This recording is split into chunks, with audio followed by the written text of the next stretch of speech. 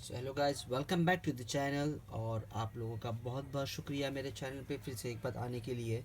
तो आज मैं आपको बताने वाला हूँ मदरबोर्ड किसे कहते हैं और मदरबोर्ड में क्या क्या चीज़ अवेलेबल होती है और किस चीज़ का क्या काम है और मदरबोर्ड को मदरबोर्ड क्यों कहते हैं। तो चलिए हम शुरू करते हैं इस वीडियो को एंड तक देखना। आपको ज़्यादा से ज़्यादा मालूमात मिल सकती है इस चैनल पर, और हार्डवेयर से लेकर सारी चीज़ों के रिलेटेड आप इस चैनल पे सीख सकते हो। मैं आपको धीरे धीरे करके सारी चीज़ें सिखाऊंगा।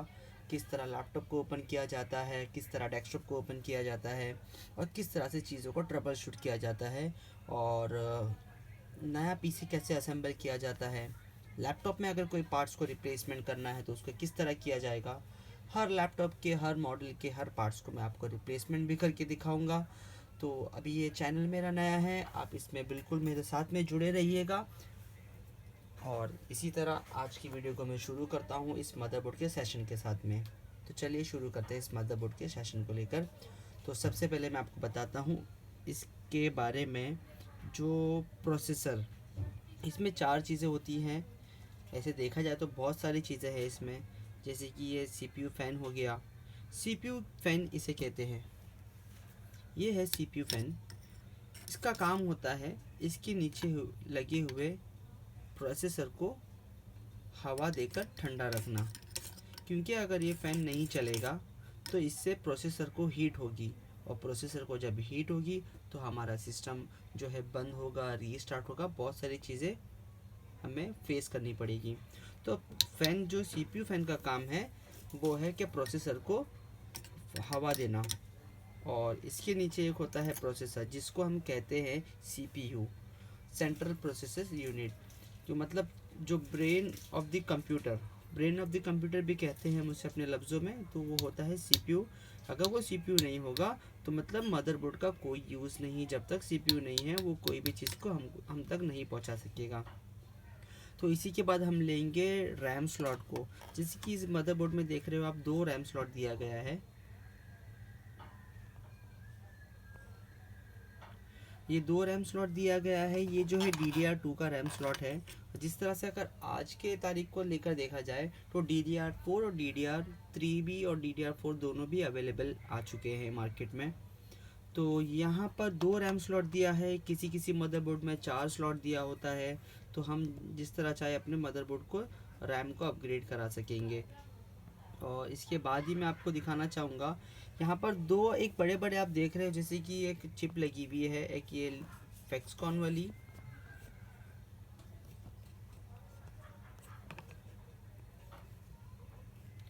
सॉरी। तो जैसे कि आप देख रहे हो, एक ये चिप लगी हुई है, इसे साउथ ब्रिज बोला जाता है। और एक ये चिप लगी है जिसे नॉर्थ ब्रिज बोला जाता है।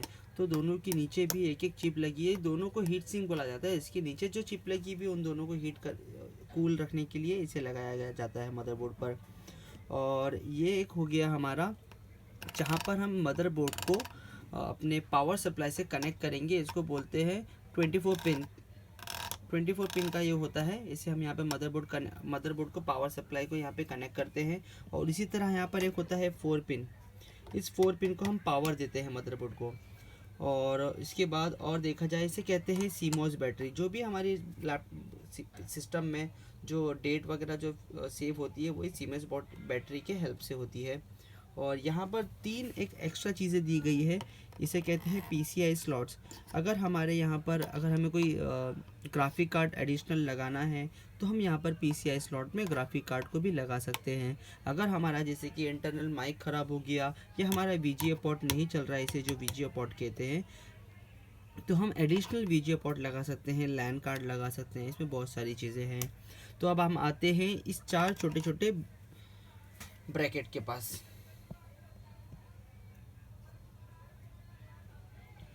तो जैसे कि यहाँ पर आपको दिख रहा होगा, यहाँ पे चार छोटे छोटे ब्रैकेट दिख रहे हैं जो एक तरीके के हैं दिखने में। आपको जूम करके बताता हूँ थोड़ा सा।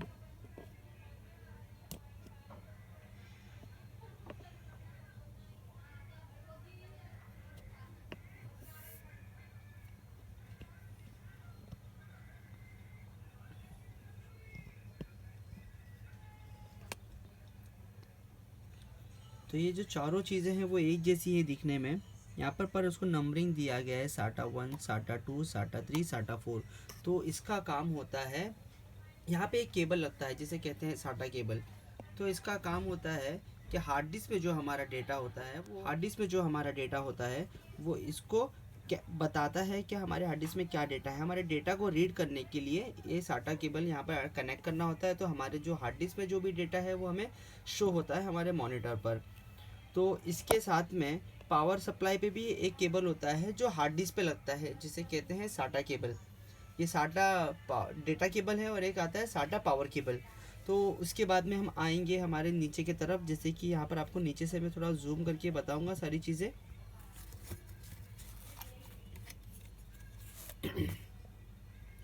तो यहाँ पर जैसे कि देख रहे हैं मदरबोर्ड बहुत ज़्यादा पुराना हो चुका है। तो यहाँ पर दो अलग अलग रंग के स्लॉट्स दिए गए हैं। अगर आपको नहीं पता है तो मैं आपको बता दूँ, इसे कहते हैं PS2। जैसे कि अभी देख रहे हो आप लेटेस्ट वर्जन में, जैसे कि ये USB है, इसी तरह ये PS2 होता है। हम यहाँ पर कीबोर्ड और माउस को भी लगा सकते हैं PS2। और ये VGA केबल होता है जो कि हमारे मॉनिटर को यहाँ पर अटैच करना होता है, जिससे हमारे मॉनिटर में डिस्प्ले आता है। और इसी साथ में ये जो दो एडिशनल 1 2 3 4 जो है USB पोर्ट दिए गए हैं, और CPU के फ्रंट में भी होता है।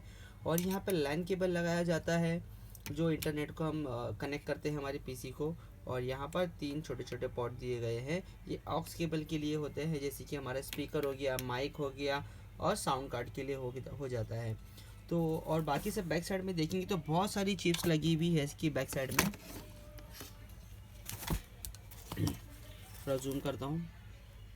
तो जैसे कि यहाँ पे बहुत सारे छोटे छोटे कैपेसिटर लगे हुए हैं, जैसे कि आप देख रहे हो यहाँ पे बहुत सारी चिप्स है जिसके अलग अलग नाम दिए गए। तो ये सारी चीज़ें एक दूसरे से कनेक्टेड होती है। जब तक ये एक चीज़ इसमें से कुछ उड़ जाएगी तो हमारा मदरबोर्ड काम नहीं करेगा। उसी के साथ मैं आपको दिखाऊंगा ये जो लेफ्ट हैंड साइड में जो सारी चीज़ें हैं वो क्या क्या है। तो जूम करके बताता हूँ आपको।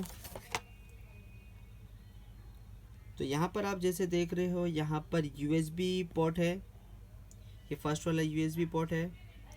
और यहाँ पर आप देखोगे तो यहाँ पर लिखा है ये भी USB है, ये भी USB 1। ये जो फ्रंट में जो कैबिनेट होता है ये उसमें अटैच किया जाता है।